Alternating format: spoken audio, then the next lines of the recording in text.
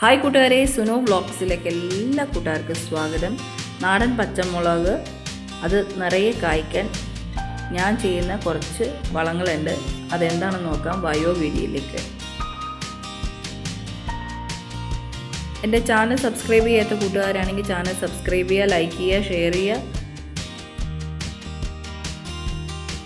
പച്ചമുളക് കൃഷിയിൽ മികച്ച വിളവ് ലഭിക്കാൻ സൂര്യപ്രകാശം ലഭിക്കുന്നത് നല്ല നീർവാഴ്ചയുള്ള മണ്ണ് തിരഞ്ഞെടുക്കുക. അടിവളമായി ചാണകം, വേപ്പിൻ പിണ്ണാക്ക് എന്നിവയാണ് ഞാൻ ചേർത്ത് കൊടുക്കുന്നത്. തൈകൾ 45 സെൻറ്റിമീറ്റർ അകലം നടുക. കീടബാധ ഒഴിവാക്കാൻ വേപ്പെണ്ണ, വെളുത്തുള്ളി മിശ്രിതം തളിക്കുന്നത് ആവശ്യമാണ്.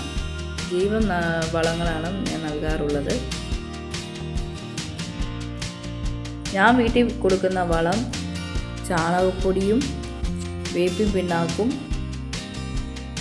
ചാരവുമാണ് അടിവളമായിട്ട് കൊടുക്കുന്നത്. അതുപോലെ തന്നെ പച്ചമുളക് നട്ട് ഒരു മാസം കഴിയുമ്പോൾ കടലപ്പിണ്ണാക്ക് പുളിപ്പിച്ച് അത് ഇരട്ടിയാക്കി എല്ലാ ചെടികളുടെയും ചുവട്ടിലൊഴിക്കാറുണ്ട്.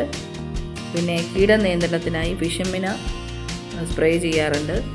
അത് 1 ലിറ്റർ വെള്ളത്തിൽ 5 ml എന്ന കണക്കിനാണ് ഞാൻ ഈ ഇലകളിൽ സ്പ്രേ ചെയ്ത് കൊടുക്കാറുള്ളത്. അത് ഏറ്റവും നല്ലതാണ്. നിറയെ പൂ വരാനും നിറയെ കായ്ക്കാനും സഹായിക്കുന്നു.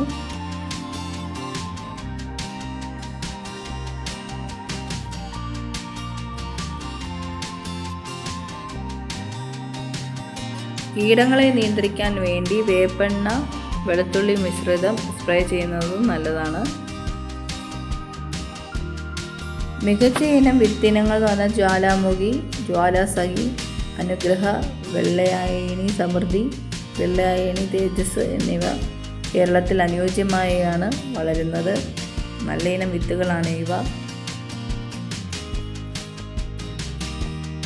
നടുന്ന രീതി നന്നായി വെയിൽ ലഭിക്കുന്നതും വെള്ളക്കെട്ടില്ലാത്തതുമായ സ്ഥലം വേണം തിരഞ്ഞെടുക്കാനായിട്ട്.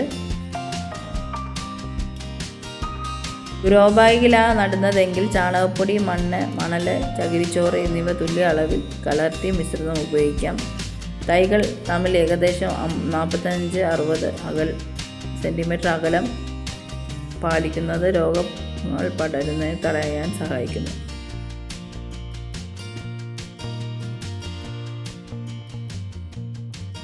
എല്ലാ വർഷവും ഞാൻ ഇതുപോലെ മുളക് പുതിയ തൈകൾ പാകിയിട്ട് എല്ലാ വർഷവും ചെടിച്ചട്ടിയിലും മണ്ണിലുമായിട്ട് കൃഷി ചെയ്യാറുണ്ട്.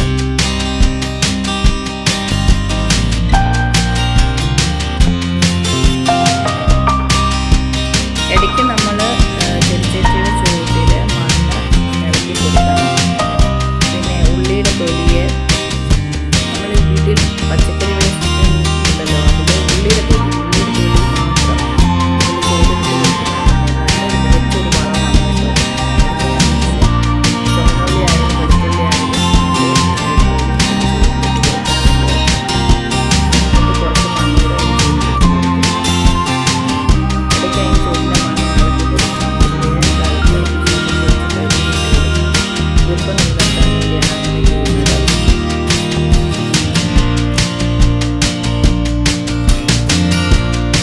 അതുപോലെ തന്നെ മുളകിനെ ബാധിക്കുന്ന മറ്റൊരു പ്രശ്നമാണ് ഇല ഉരുളിപ്പ്.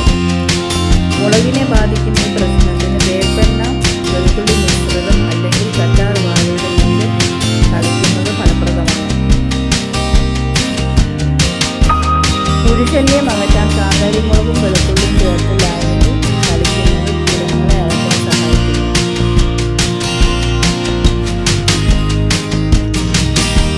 വിളവെടുപ്പ് സമയത്ത് മുളക് കൈകൊണ്ട് വലിച്ചു പറിക്കാതെ കത്രികയോ കത്തിയോ ഉപയോഗിച്ച് ചെടിയുടെ കമ്പുകൾ ഒടിയുന്നത് ഒഴിവാക്കാൻ സഹായിക്കുന്നു. നടുന്ന സമയത്ത് ചാണകപ്പൊടിയോ കമ്പോസ്റ്റോ ചേർക്കാം. എന്ത് വളമാണ് നമ്മുടെ കയ്യിലുള്ളത് ആ വളം ഇട്ട് നമുക്ക് കൃഷി ചെയ്യാം. ചെറിയ പൊട്ടിയ പച്ചപ്പൊട്ടിയൊന്നും തട്ടിയില്ലെങ്കിൽ അതുപോലെ മുളകിൻ്റെ അരി പാകി അതുപോലെ നമുക്ക് ചെറിയ ചെടിച്ചട്ടി ഒന്നും വേണ്ട, നമ്മുടെ പഴയ വീട്ടിലെ ബക്കറ്റുകളൊക്കെ ഉണ്ടെങ്കിൽ അത് അടിയിൽ ചെറിയ ഹോൾ കൊടുത്ത് ചകിരിച്ചോറും മണ്ണും വളവും മിക്സ് ചെയ്തിട്ട് നിറച്ച് പുതിയ തൈകൾ നട്ടു കൊടുക്കാം.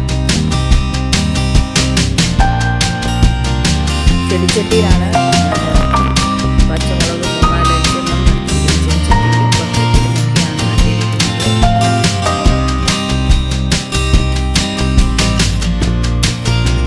സ്ഥലമുള്ളതിനനുസരിച്ച് മണ്ണിലും നടാം.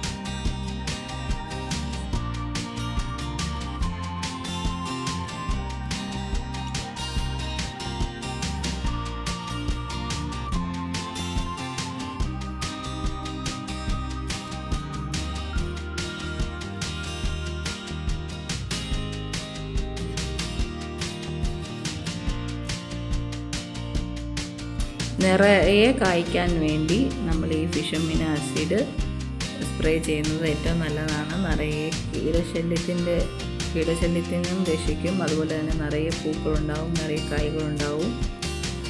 അപ്പോൾ ഫിഷമിൻ ആസിഡ് ഉണ്ടെങ്കിൽ സ്പ്രേ ചെയ്യുക. ഡയറക്റ്റ് അല്ല, അതിൽ 1 ലിറ്റർ വെള്ളത്തിൽ 5 ml എന്ന കണക്കിൽ വേണം സ്പ്രേ ചെയ്ത് കൊടുക്കാൻ.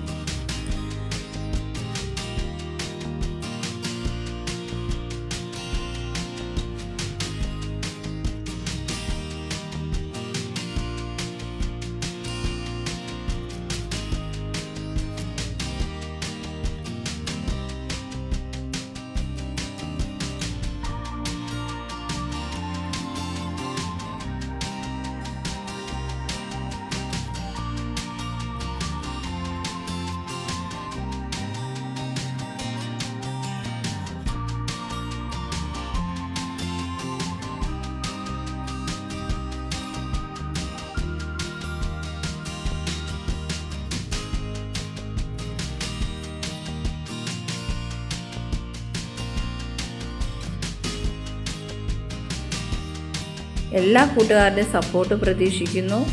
വ്യത്യസ്തമായിട്ടുള്ള വീഡിയോയുമായിട്ട് വീണ്ടും കാണാം. അതുവരേക്കും ബൈ ഫ്രണ്ട്സ്.